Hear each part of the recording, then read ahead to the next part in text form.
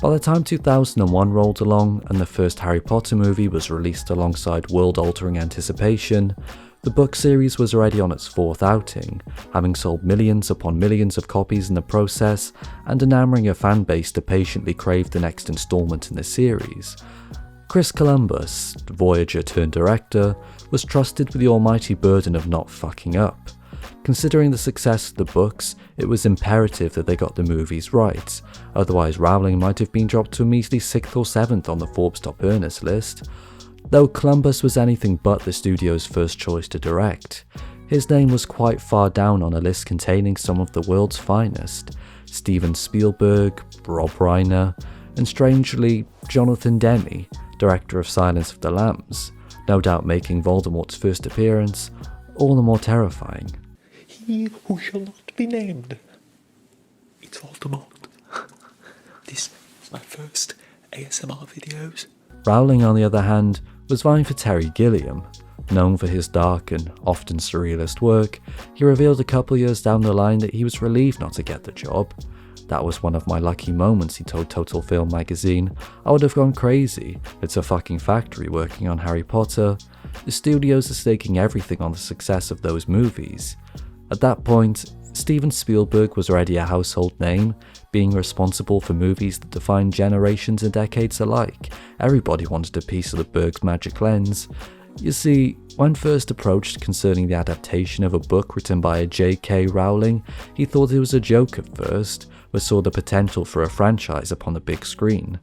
The time frame we're talking here is late 90s, and Rowling had only very recently sold the rights to the first 4 Harry Potter books to Warner Brothers for a reported £1 million, a small sum considering the enormous success of the series. But it was a phenomenon like no other, and for a book series, it was on a scale that we'll perhaps never see again, until the inevitable ration book phenomenon of World War III. What the fuck, man? He knifed me, little bitch. In all seriousness, it's an intriguing thought. The whole advancement of technology has pretty much put the nail in the coffin for something to take the mantle of the next Harry Potter. Though book sales did rise by a whopping 5% last year due to various trends on TikTok, so maybe there's still some hope. But the fact that Harry Potter translated so well over to an American audience is astounding considering it actually had to be fucking translated. The title of the original book contained the word philosopher, but Scholastic thought it sounded too old-fashioned and changed it to sorcerer, which sounds just as old-fashioned to me. And this is something they considered, proposing the name Harry Potter and the School of Magic. They also changed words such as crumpets to muffin, chips to fries, and wands to rifles.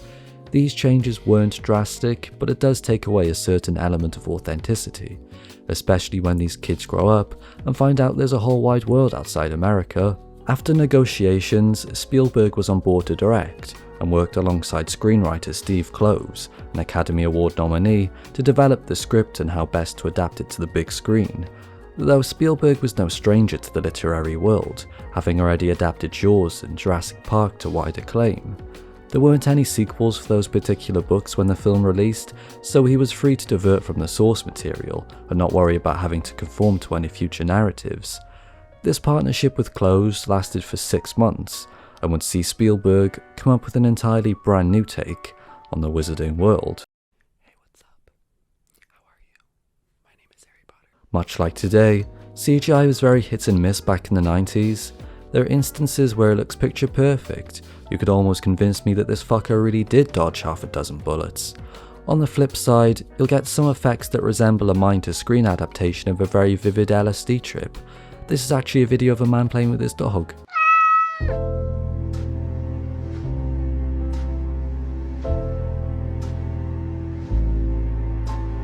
So you can understand why there was some trepidation regarding Harry Potter, with all the big action set pieces, and trying to present magic on a big screen that didn't look like complete shit, so Spielberg wanted to make it animated. This was one of the first instances of disagreement between him and Rowling. She was fairly intent on the movie being live action and filmed in the UK, but the rise in computer animated films, thanks to Pixar's hugely successful Toy Story, the possibilities seemed endless for the world of animation. Another Rowling demand was an entirely British cast, something Spielberg and Columbus disagreed on. though she should have actually made it a requirement for the witches and wizards to be genuine practicing magicians. It would have saved the studio millions on special effects. So selfish. Whereas Spielberg was set on casting Haley Joel Osment, American and star of The Sixth Sense, famous for seeing dead people, he was already shaping up to be a great Potter since Harry had the same talent. And believe it or not, M. Night Shyamalan was rumoured at one point to be in the running to direct the first Potter movie. I'm here wondering what the big twist would have been. Perhaps Ron was never actually Ginger, Harry was just looking at him in the wrong light. Or Hedwig mistakenly delivers one of Potter's Valentine's cards to Hagrid, and to the boy wizard's eternal disgust, he gets one back. Obviously the casting of Haley Joel Osment never came to fruition, but Spielberg was such a fan that he casted him in his next multi-million-dollar blockbuster, AI. The movie released just months prior to The Philosopher's Stone, and in an interview with The Guardian, Osment said, "I really enjoy the books, and it's one of those things that I think should stay as a book. I don't think the movie will even come close to the level of the book. I think it's going to ruin the book for a lot of kids who haven't read it, because it takes away the part of the book that's so important to its success, being able to imagine all the parts in the book and seeing it in your head." These comments were fairly controversial considering the hype surrounding the first Potter film.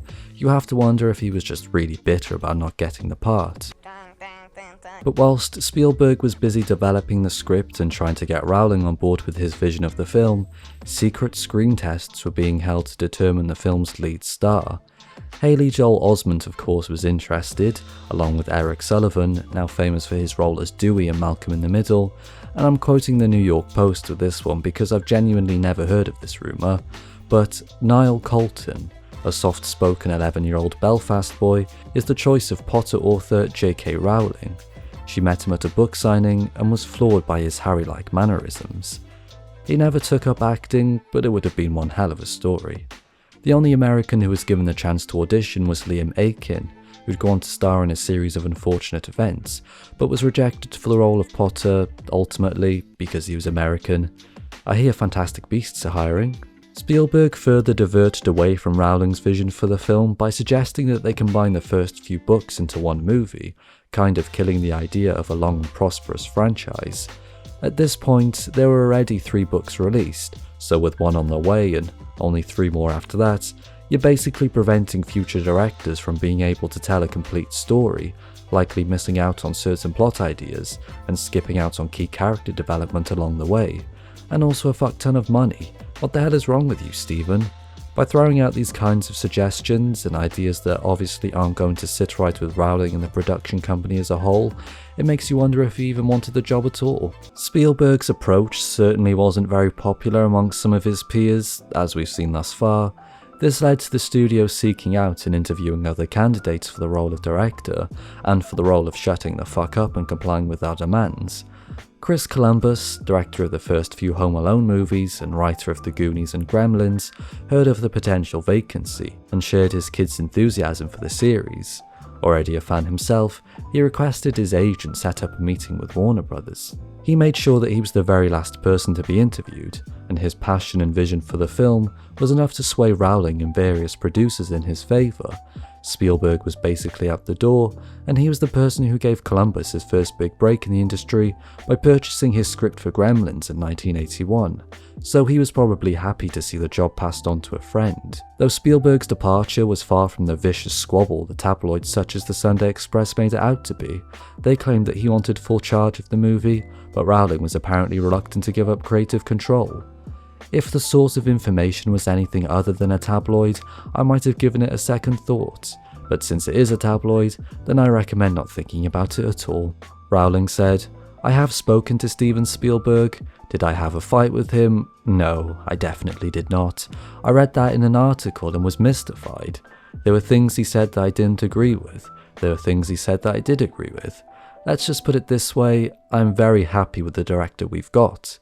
And years down the line, Spielberg had this to say, "I just felt that I wasn't ready to make an all-kids movie, and my kids thought I was crazy," he continued, "and the books were by that time popular, so when I dropped out, I knew it was going to be a phenomenon." Spielberg's take on Potter would have been absolutely fascinating, but animated and starring Haley Joel Osment, my sixth sense is telling me we may have dodged a bullet. but my seventh sense has just informed me that my sixth sense was faulty and I am now bleeding out.